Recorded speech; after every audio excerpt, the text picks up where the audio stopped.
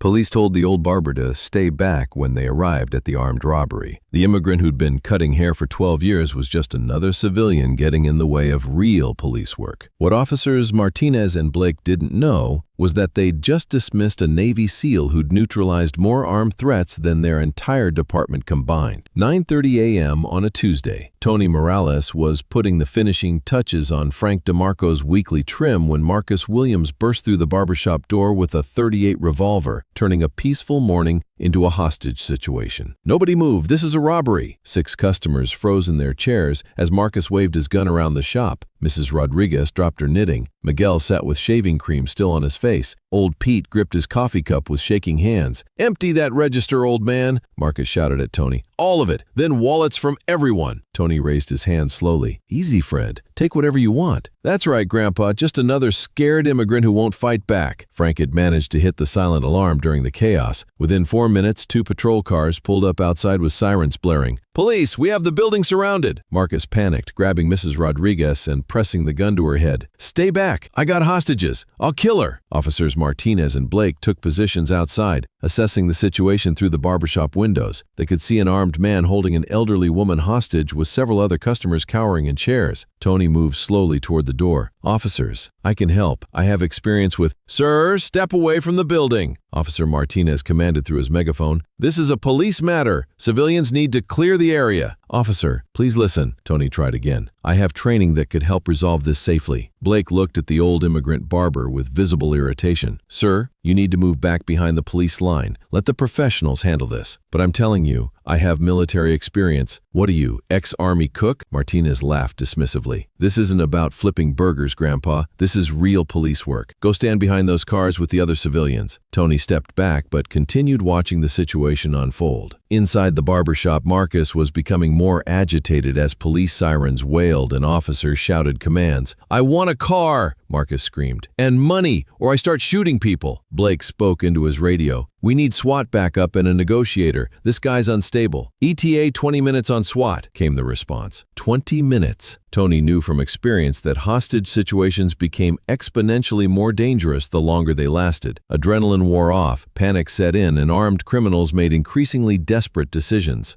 "Officers," Tony tried once more, "I can help end this without anyone getting hurt." "Sir, I'm not going to tell you again," Martinez snapped. "You're just a barber. You don't know anything about hostage situations. Stay behind the line or I'll have you arrested for interfering with police business." Just a barber. Tony had heard that dismissal before, in different contexts, always carrying the same message. "You don't matter. You're not qualified. Leave this to people who actually know what they're doing." Inside the shop, Marcus was screaming at his hostages. "Which one of you called the cops? Huh? Who hit that alarm?" Frank raised a shaking hand. "I did. Please, don't hurt anyone." "Old man, you just made a big mistake." Marcus pressed the gun harder against Mrs. Rodriguez's temple. "Now everyone's going to pay for your stupidity." Through the window, Tony could see Mrs. Rodriguez's face, pale with terror. Miguel still sat frozen in the barber chair, shaving cream drying on his face. Pete clutched his chest like he might be having a heart attack. These weren't just customers. They were his family. People who'd trusted him for 12 years, who'd sat in his chairs and shared their lives, their problems, their hopes. And now they were going to die because 2 cops were too arrogant to listen to someone who actually knew how to handle the situation. "I'm done waiting," Marcus shouted. "You got 5 minutes to get me that car or I start shooting." Blake spoke into his radio again. "Where's that SWAT team? This guy's about to start killing people." "Still 15 minutes out. Traffic's heavy." 15 minutes. Tony knew Mrs. Rodriguez didn't have 15 minutes. He could see her breathing becoming shallow, her face getting paler. She was going into shock, and Marcus was getting more unstable by the second. "Officers," Tony said firmly, stepping closer to the police line. "I'm former Navy SEALs. I can end this without casualties." "Navy what?" Martinez looked at Tony like he was delusional. "Look, Grandpa, I don't know what fantasy you're living in, but this isn't some action movie. You're an old immigrant barber, not Rambo. Now get back behind those cars before I arrest you." "I'm not asking to play hero," Tony said, his voice carrying a different quality now. Calm, controlled, authoritative. "I'm telling you that I have the training and experience to save those people's lives." Blake laughed. "Training? What training? How to use scissors and a hairdryer? Team 3, United States Navy SEALs, 6 years active duty, Iraq and Afghanistan. Hostage rescue, building clearing, close quarters combat. Martinez rolled his eyes. Right, and I'm Navy SEALs too. Look, old man, even if that was true, which it's not, you're a civilian now. This is police business.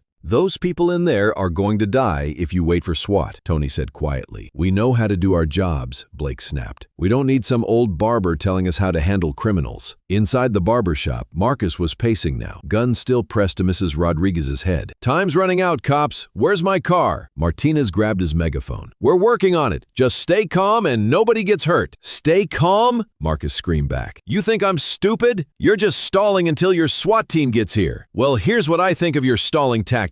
The gunshot echoed through the morning air. Mrs. Rodriguez screamed. Everyone in the barber shop ducked, but it had been a warning shot into the ceiling. Next one goes into someone's head, Marcus shouted. You got 3 minutes. Blake was shouting into his radio. Where the hell is SWAT? This psycho's about to start executing hostages. Tony had seen enough. While the officers were focused on their radio, he moved. 12 years of cutting hair had given him detailed knowledge of his own shop's layout, the back door, the supply room window, the ventilation system he'd had installed 6 years ago, multiple entry points that the police hadn't identified because they dismissed his offer to provide intelligence about his own building. Tony slipped around the back of the shop, using skills he hadn't needed for 12 years but had never forgotten. Urban movement, silent approach, threat assessment. Through the supply room window, he could see the situation clearly. Marcus, standing behind Mrs. Rodriguez, using her as a human shield. The other customers huddled in their chairs, terrified. Frank trying to keep everyone calm. Miguel, pale and shaking. Tony opened the window silently and slipped inside. Marcus was focused on the front door, expecting SWAT to come crashing through. He wasn't watching his 6 o'clock, wasn't maintaining 360-degree security. Amateur mistake. Tony moved through his own barbershop like the predator he'd been trained to be. Silent, controlled, deadly. Time's up, cops! Marcus screamed toward the front door. I warned you! He started to pull the trigger. Tony struck. The disarming technique was muscle memory from thousands of repetitions. Step inside the weapon's range. Control the gunman's dominant hand. Redirect the barrel away from the hostage. Apply precise pressure to nerve points that would disable the threat without killing unless absolutely necessary. Marcus's gun was in Tony's hands before the criminal understood what had happened. Mrs. Rodriguez was pulled to safety. Marcus was face down on the barbershop floor in a restraint hold that made any movement excruciating. Mrs. Rodriguez, are you hurt? Tony asked gently. Tony, how did you? I'm fine, ma'am. Everyone stay calm. It's over. The front door burst open as Officers Martinez and Blake rushed in, weapons drawn. Freeze! Police! They stopped short when they saw Tony kneeling beside a restrained Marcus, the criminal's weapon safely cleared and placed on the counter. How the hell did you get in here? Martinez demanded. Back window, Tony replied calmly. Threat neutralized. Hostage secure. No casualties. Blake stared at the scene. You actually disarmed him? Yes, sir. How? Frank answered from his barber chair where he was comforting Mrs. Rodriguez. Officers, our barber here really is Navy SEALs. We just found out ourselves. Martinez looked at Tony with new eyes. You were serious about the military background? Chief Petty Officer Antonio Morales, Team 3, 6 years active duty. Tony replied, 47 confirmed hostage rescues, 0 casualties. The two officers exchanged glances, realizing they just dismissed someone whose resume made their training look like kindergarten. Chief, Martinez said quietly, I owe you an apology. We should have listened. You were doing your job, officer. I understand protocol. No, Blake added, we were being assholes. You tried to help, and we shut you down because, he gestured helplessly, because I look like just another old immigrant barber, Tony finished. It's okay. I'm used to people seeing what they expect to see. Martinez helped Marcus to his feet and into handcuffs. Chief, how long would it have taken SWAT to resolve this? Best case scenario with that layout. 20 minutes, maybe longer. High probability of casualties. And you did it in 30 seconds. Different training, different methods. SEALs specialize in surgical precision. Blake shook his head. 12 years you've been cutting hair in this neighborhood? 12 years, Tony confirmed. And we never knew we had a Navy SEAL protecting the community. Mrs. Rodriguez was crying, but now from relief. Tony, you saved my life. Ma'am, I just did what I was trained to do. Same as these officers, just different training. As the morning progressed and word spread, the entire police department seemed to find reasons to stop by Tony's barbershop. Officers who'd never given the quiet immigrant barber a second glance now looked at him with respect and curiosity.